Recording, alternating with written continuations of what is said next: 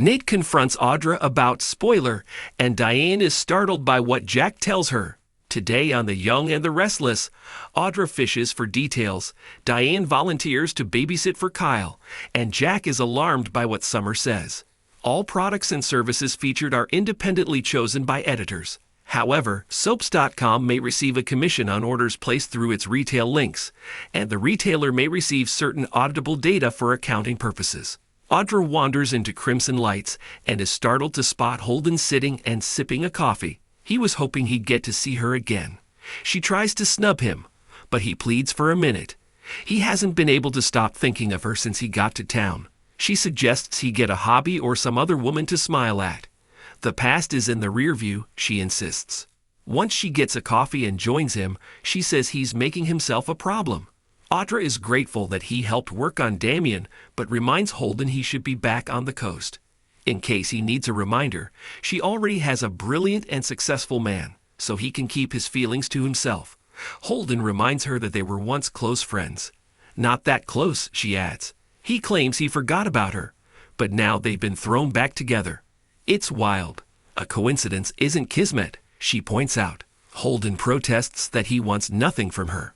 He can't force her to be his friend, but his boss is going to be spending time in Genoa City, so he'll be there too. That means he'll be stuck working from his phone all day unless he has a friend to hang out with. Holden is surprised when she explains that she told Nate about their past. With all that's going on in Nate's life, this barely registered. She reminds Holden that he should be prioritizing Damien right now too. What is he? Your friend, your boss? She asks. They talk about how messy it can be to be on the payroll of a friend. He was friends with Damien first. She fishes for details, but he says they will have to wait.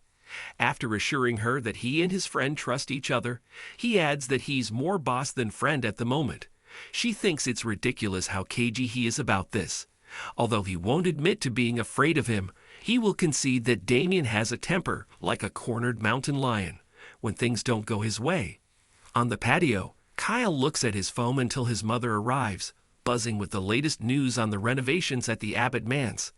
They joke about Jack having panic attacks, and Kyle tells her how much Harrison is looking forward to having his old space back. Diane is sure that her son would like some alone time with Claire. He admits that's been rare, something that would thrill Victor. She asks if there's some reason he hasn't asked her and Jack to babysit. He assures her there's no snub. It just never occurred to him. Diane reminds him they used to look after him all the time, and they can do it again anytime. Diane urges him to have a date with his girlfriend. Kyle admits he was supposed to have one. She pushes him to do it, and then returns to gabbing about the renovations. Her desire is to make it a home Jack will love while embracing the future as well as the past. Kyle wonders what this means for her. Explaining how ugly things got with Jack's siblings during their fake breakup, Diane admits she'd like the renovation to be a peace offering.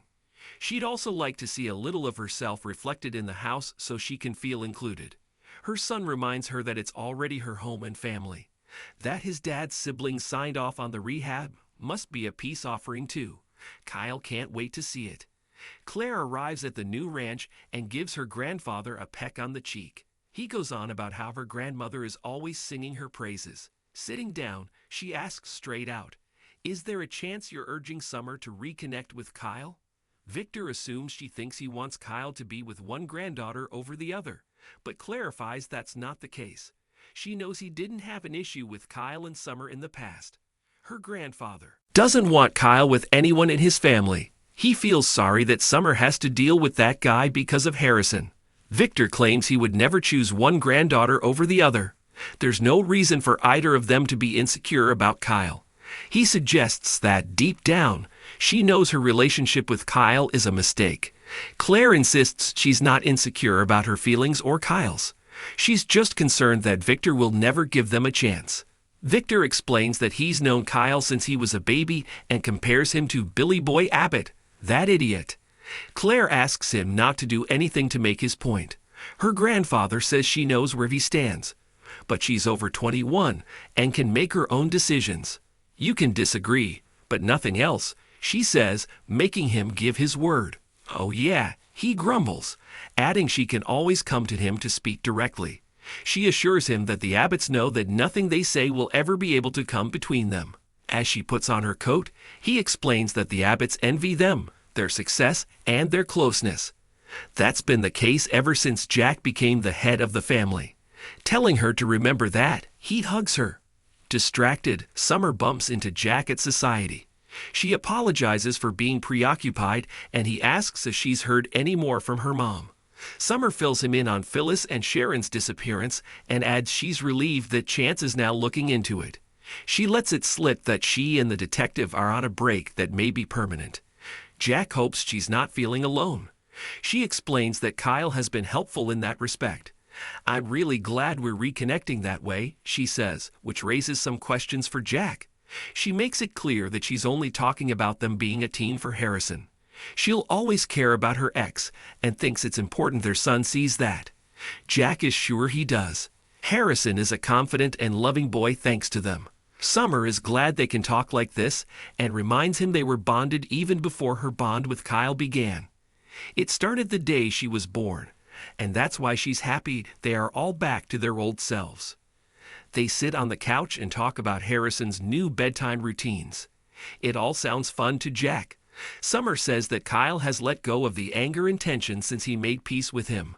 She can see how much he loves his parents, even when he can't express it. They discuss the threat Victor still poses before getting back to recalling her being an honorary abbot and him being her Uncle Jack. Summer assures him she would never side with Victor against him. The feud has to end. The thought of Harrison getting in the middle of it is awful. He promises that will never happen. Jack will concede that Victor probably adores Harrison too, but it's not out of character for him to use his loved ones. She agrees that he wouldn't hurt her son intentionally. Harrison's happiness and safety are the most important things in the world to her and Kyle. She feels their son can sense they are unified again. Most of the credit for that goes to Claire going back to work for Nikki. "That might have been the best thing to ever happen to our family," she says. Jack looks surprised to hear this. She tells him that she and Kyle are in sync about her grandfather. They have the kind of history where nothing can come between them. "Knowing that we have your support means everything to me," she adds. Nate and Damien sit down to lunch at the athletic club and discuss the hope that has returned to Amy's eyes. Nate assures him that the oncologist he set her up with is the best. When Damien says he's grateful that he made this happen, Nate takes that to indicate he's inching closer to forgiving her. "I'm not sure I can really get there," Damien admits. Hastings can't understand this. His half-brother explains that he lost his mother when he lost his father. She lied to both of them every day they were together. Nate asks if she was supposed to tell him the truth when he was still a kid. Would he have handled it well? Crossing his arms, Damien says he never got the chance to find out. Nate says he needs to decide how long he is going to wait to forgive her. Damien admits that his attitude toward his mom is not rational, but part of it comes from loyalty to his dad. When he admits being curious about their shared dad, Nate offers to tell him all he knows. It's not much since he passed when he was young. Nate has stories from his mom, mostly about him becoming a PI and being a bit of a charmer. They chuckle about that, and Nate says their dad wasn't easy, which meant there was a lot of drama before he passed. He believes Amy when she says their dad had no idea he had another son. Damien says they have losing their fathers in common.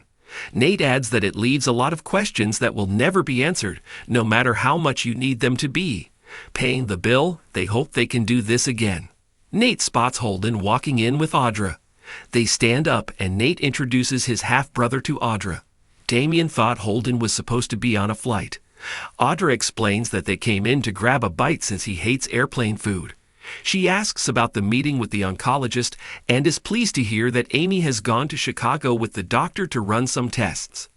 Getting edgy, Damien says he needs to go and draws Holden into the foyer. "What the hell are you doing?"